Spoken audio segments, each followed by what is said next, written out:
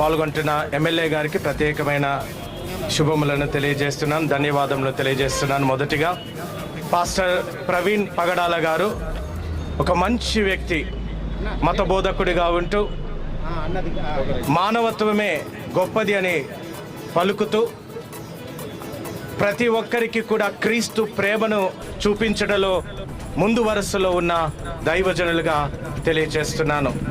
అనేక శాంతి సందేశాలు ఇరు రాష్ట్రాల్లో వారు అందించి అనేక మందిని క్రీస్తు ప్రేమలో నడిపించడానికి ఒక బలమైన సాధనంగా వారు వాడబడినట్టుగా మీకు జ్ఞాపకం చేస్తున్నాను.